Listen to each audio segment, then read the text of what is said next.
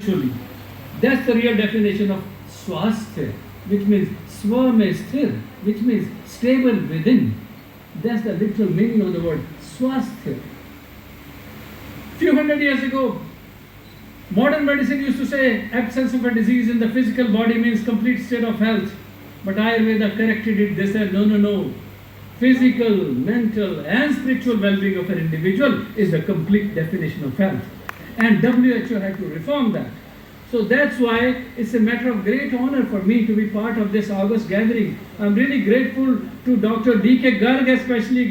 Big round of applause for him to making this initiative, to take it. He has a globalized vision. That's why he has invited so many of those visionaries of those individual countries who can think right and incorporate Ayurveda in their not only their own practices, but take it to their countries.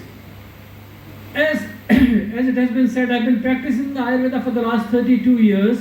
Fortunately, my father was also a diplomat, and I see my father in all of you who are the cultural representatives of your country and open to this cultural heritage of Ayurveda, which is meant for the whole universe. That's why we say Vasudhaiva Kutumbakam, this whole universe is one family. And we say Chikitsat Punyatam Nakinchit. This is one slogan which really fascinated me in my personal life. Chikitsat Punyatam Nakinchit means there is no other way to earn best and good karmas in your life than to be a true healer. So Ayurveda creates true healers in the society. Once I was speaking in Colombia in the oath-taking ceremony of President Uribe. He has been my patient, fortunately, for many years. It was a second term. He won the election. And I was there, an Indian ambassador was there, and another gentleman, Lakshmi Mittal's grandson, was there. We three Indians were sitting in the oath-taking ceremony. Some media journalist said, "Sir, you won the election for the second time of the head of this country. How did that happen?" I mean, all these guerrillas, war and terrorist activities, still they were threatening you, but you won. How come? You know what he said? He said, you know what?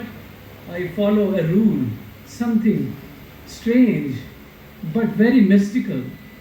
Something coming from India. And that's called yoga. He said, I followed yogic principles in my life. I lived discipline that way. And my mental conviction became so strong. I had very much clarity of the thought process. That's why I follow yoga. So the media journalist said, he was from Reuters. He said, sir, you think yoga is that powerful? You know what he said?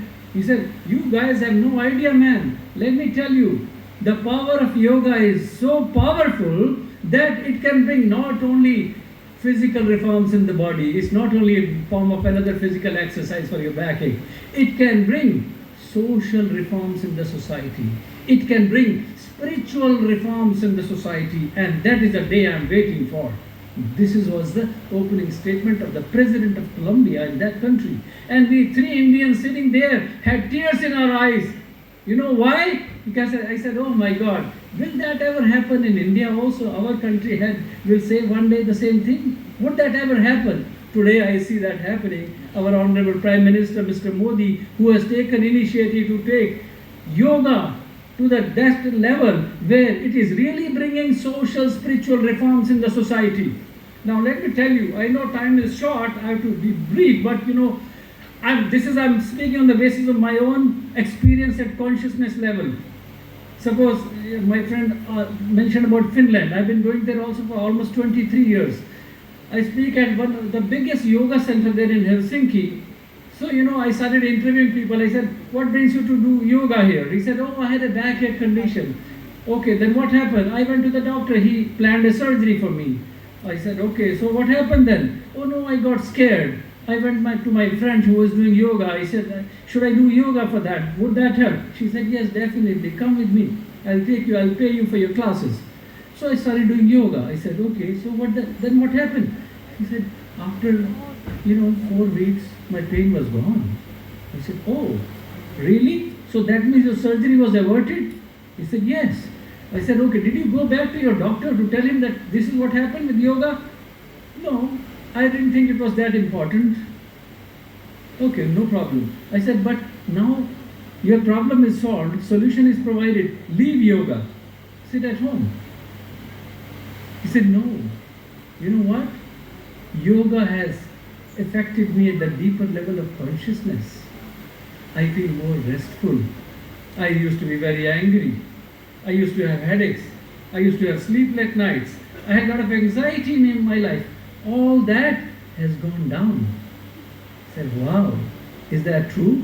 And trust me, every single individual whom I started interviewing, I made a compilation of the database of about 4,000 patients just from that one yoga center. Everybody had the same state.